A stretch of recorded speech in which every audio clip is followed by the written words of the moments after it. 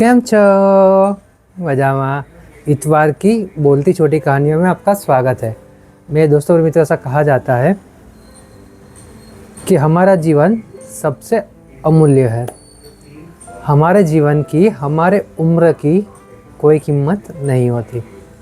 ऐसे किसी बात को कहानी के रूप में बड़ी अच्छी तरीके से लिखा गया है। आज की जो बोलती छोटी कहानी है उसका नाम है 1 करोड़ रुपए।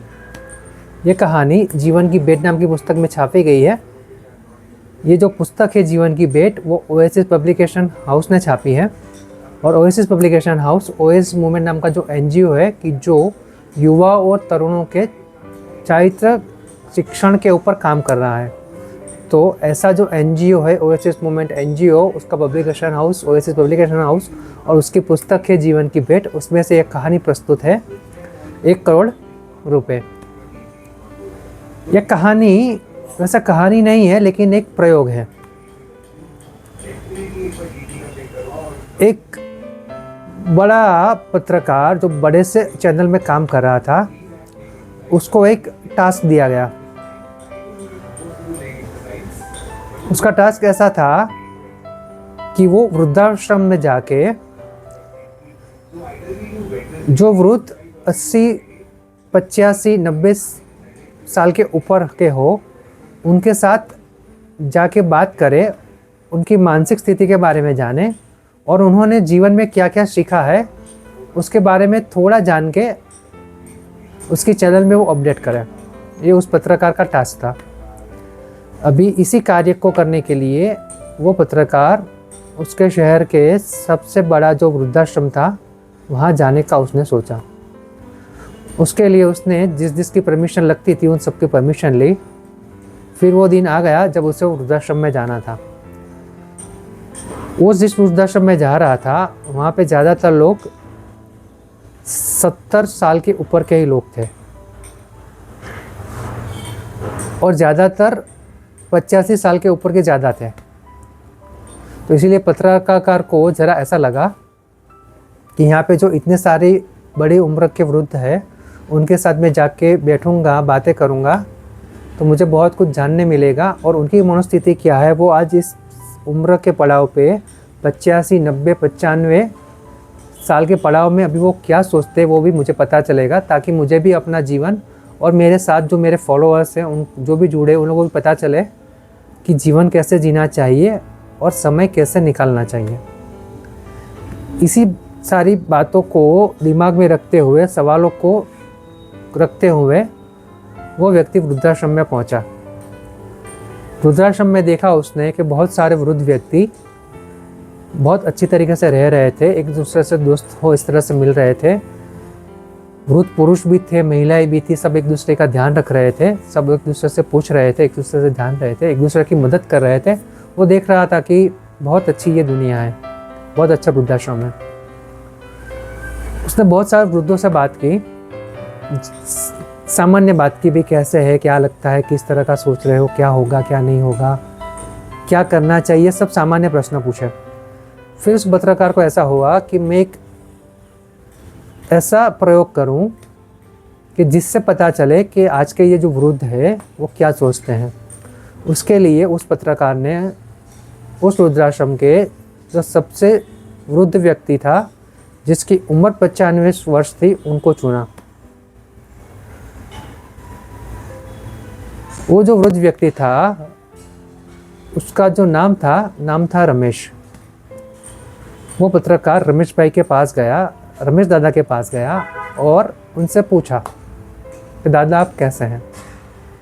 रमेश दादा ने बोला बहुत अच्छा हूँ, आपके सामने हूँ, जी रहा हूँ, अच्छा लग रहा है। अभी जो पत्रकार ने ठाना था मन में, उस तरह से उसने एक प्रश्न रमेश दादा से किया कि रमेश दादा, मुझे पता चला है, मेरे पास सूचना आई है कि आपके एक दूर के रिश्तेदार आपके लिए 1 करोड़ रुपए छोड़ के गए हैं। तो रमेश दादा बताइए कि आपको कैसा लग रहा है। पत्रकार को लगा कि रमेश दादा के मुंह पे आश्चर्य भाव आ जाएंगे, खुशी से उछल पड़ेंगे, नाचने लगेंगे, झूमने लगेंगे, ऐसा पत्रकार ने सोचा था। लेकिन यहाँ पे तो उल्टा हुआ। वो रमेश दादा पत्रकार का सवाल सुन के ज़रा मुस्कुराए और पत्रकार को नज़दीक बुला के उनसे बहुत धीरे से बोला कि बेटा, भले ही मुझे 1 करोड़ रुपए मिल जाए, लेकिन मेरी उम्र तो 95 साल ही रहेगी। बहुत ही सरल भाषा में, बहुत ही सीधे तरीके से वो रमेश दादा ने पत्रकार से बात की। क्यों बेटा, सही है ना? ऐसा उन्होंने रमूज भी की। वो पत्रकार समझ गया और ये कहानी जो है 1 करोड़ रुपए वो यहाँ पे ख़त्म। उसके बाद तो पत्रकार को जो समझना था वो सीख लेके वो वहाँ से निकल गया। रमेश दादा भी अपने काम में लग गए और अपना जीवन अपने हिसाब से जीने लगे। अभी मेरे मित्रों, ये जो कहानी है 1 करोड़ रुपए, वो हमारे जीवन की वास्तविकता बता रही है। आज हम देख रहे हैं, अनुभव भी कर रहे हैं और कहीं कहीं हम भी भाग रहे हैं, दौड़ रहे हैं। ये देख रहे हैं कि हर व्यक्ति पैसा कमाने में लगा हुआ है। उसके लिए वो अपनी सेहत को, अपनी उम्र को, अपने शौक़ को वो कुर्बान कर दे रहा है, जो कि गलत बात है। जैसे वो वृद्ध व्यक्ति ने बोला कि वो उसके 1 करोड़ रुपए उसको जवान नहीं बना सकते, युवा नहीं बना सकते, वैसे ही हमारा जो बीता हुआ पल है वो कभी भी वापस नहीं आ सकता। तो क्यों ना मेरे दोस्तों, हमें जो समय मिला है, हमारे पास जो समय है, उसका सही इस्तेमाल करें।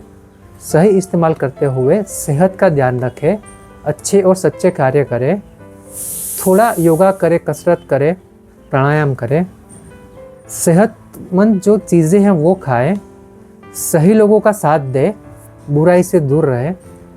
अगर ये सब हम इसी उम्र में, इसी पड़ाव में आज से ही करना शुरू कर दें, तो ये हमारे लिए 1 करोड़ रुपए से या उससे ज़्यादा रुपए से कुछ नहीं है। तो हम चाहे तो आज इसी वक्त 1 करोड़ रुपए पा सकते हैं, लेकिन वो हमें पता होना चाहिए कि 1 करोड़ रुपए किस में है, हमारी सेहत में है या सिर्फ रुपए में है।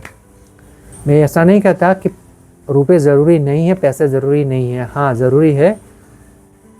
जो हमारे सर्वाइवल का सवाल है, जहाँ पे हमें रोज़ बरोज़ के खर्चे निकालने हैं, अच्छा जीवन जीना है, तो उसके लिए पैसे ज़रूरी है।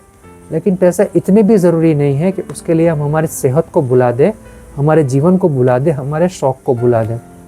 आज होता क्या है कि हम हमारे काम में इतने व्यस्त हो चुके हैं, इतनी भाग दौड़ में पड़े हैं कि हम हमारे जो शौक़ है, शौक़ को भी कुर्बान कर दे रहे हैं।